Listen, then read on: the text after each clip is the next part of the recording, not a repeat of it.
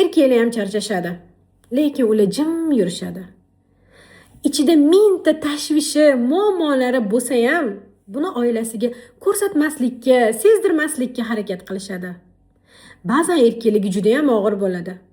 Ular ham kimgadir suyanib, dardini aytgisi keladi, qiynalayotganini aytgisi keladi, mehr, e'tibor, qadrlanishni olishni xohlashadi. Bilasizlarmi?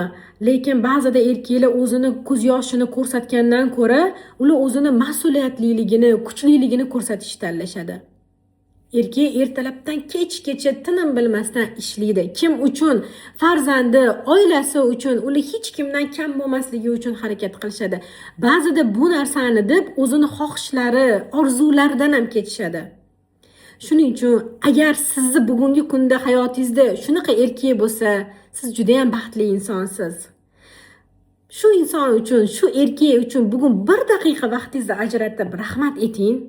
Shunchaki sizni hayotingizda borligi uchun, u bor ekanki siz baxtlisiz. Hech narsadan kam ko'stingiz yo'q. Siz unga har doim suyanishingiz mumkinligini his qilganingiz uchun u insonga shunchaki samimiy minnatdorchilik bildiring.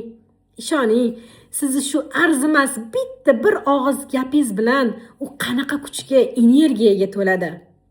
Agar sizni hayotingizda shunaqa erkak bo'ladigan bo'lsa, bu videoni o'sha insonga yuborib qo'ying. Hayotida borligingiz uchun rahmat.